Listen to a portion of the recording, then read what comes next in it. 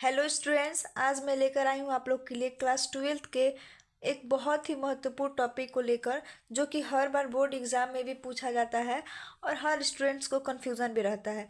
तो यहाँ पे आज हम बहुत ही सरल भाषा में समझने वाले हैं कि लेंज का नियम किसे कहते हैं। तो लेंज का नियम को समझने से पहले आपको उसका चित्र समझना पड़ेगा।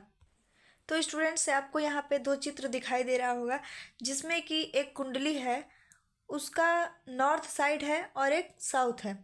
तो जब हम अगर चुंबक के नॉर्थ साइड को नॉर्थ की तरफ लेके जाते हैं तो वह क्या होता है कि प्रतिकर्षण होता है, यानी कि वह उससे दूर भागता है। उसको हम एंटी क्लॉकवाइज बोलते हैं। और जब हम दूसरे नॉर्थ को साउथ की तरफ लेके जाते हैं तो वह उसकी तरफ आकर्षण होता है, यानी कि वह उसकी तरफ अट्रैक्ट होता है। तो आपने कभी चुंबक लिया होगा तो उसमें भी पता होगा कि नॉर्थ साउथ एक तरफ होते हैं, और अगर हम नॉर्थ नॉर्थ को मिलाएं तो वह डिस्ट्रैक्ट होता है, यानी कि प्रतिकर्षण होता है।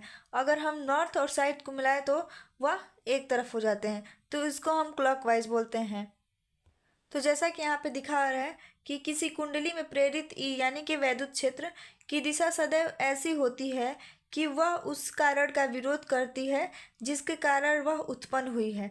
तो यहाँ पे ये कह रहा है कि कोई वैद्युत क्षेत्र है, वह उसी कारण का विरोध करती है जिसके कारण वह उत्पन्न हुई है। और लेंज का नियम ऊर्जा संरक्षण के नियम पर कार्य करता है।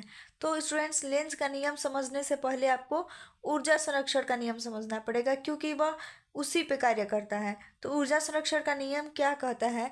किसी वस्तु की ऊर्जा ना ही नष्ट की जा सके और ना ही संग्रहित की जा सके, यह केवल एक वस्तु से दूसरे वस्तु में संचरित रहता है। यानी कि इसका कहने का अर्थ है कि कोई वस्तु है, उसकी ऊर्जा को तो हम ना नष्ट कर सकते हैं और ना ही उत्पन्न कर सकते हैं, बस हम उसको एक रूप से दूसरे रूप में परिवर्तित कर सकते हैं। स्टूडेंट्स, अगर लेंज के नियम का व्याख्या करने के लिए आ जाए तो आप कैसे करेंगे? तो पहला चित्र में मैंने आपको बताया था कि जब चुंबक में एन सिरे को कुंडली के नज़दीक ले जाते हैं तो कुंडली में प्रवाहित धारा एंटी क्लॉकवाइज होती है, जिसके कारण वह सिरा नॉर्थ बन जाता है। और नॉर्थ सिरा के बीच प्रतिकर्षण के कारण चुंबक के नॉर्थ सिरा का विरोध करता है। जैसे कि हम लोग आपको बताएं कि कुंडली में जो एन होता है यानी कि नॉर्थ होता है, उसको हम चुंबक के नॉर्थ साइड में लेके जाएं तो वह उसके तरफ प्रतिकर्षित हो जाता है। और दूसरा है, चुंबक के एन सिरे को कुंडली से दूर लेके जाते हैं तो वह प्रवाहित धारा क्लॉकवाइज होती है, जिसके कारण कुंडली के वह सिरा साउथ पोल बन जाता है।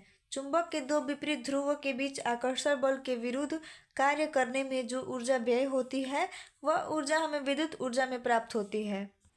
यानी कि इसका अर्थ यह है कि जब हम चुंबक के एन सिरे को जब हम कुंडली के नज़दीक लेके जाते हैं तो वह उसकी तरफ अट्रैक्ट हो जाती है, क्योंकि वह साउथ रहता है। इस वजह से इसे हम क्लॉकवाइज कहते हैं। स्टूडेंट्स, यहाँ पे फिर आपको समझा दे रही हूँ कि मान लीजिए चुंबक के एन सिरे को अगर कुंडली की तरफ लेके जाते हैं तो वह डिस्ट्रैक्ट हो जाता है, यानी कि प्रतिकर्षण हो जाता है। उसको हम एंटी क्लॉकवाइज बोलते हैं, क्योंकि यहाँ पे भी नॉर्थ पोल है और यहाँ पे भी नॉर्थ पोल है। जब सेम सेम रहेंगे तो क्या होगा? डिस्ट्रैक्ट होगा। और यहाँ पे देखिए, जब हम एन को यानी कि यन सिरे को लेके जाते हैं कुंडली के नज़दीक तो वहाँ पे अट्रैक्ट होता है। जैसे कि यहाँ पे चित्र में दिखाया गया है कि वो इसकी तरफ अट्रैक्ट हो रहा है, क्योंकि वो क्लॉकवाइज होता है। और एन एस एक विद्युत क्षेत्र का कार्य करते हैं, इस वजह से दोनों आकर्षण का काम करते हैं। अगर वीडियो अच्छी लगे तो थैंक यू दोस्तों।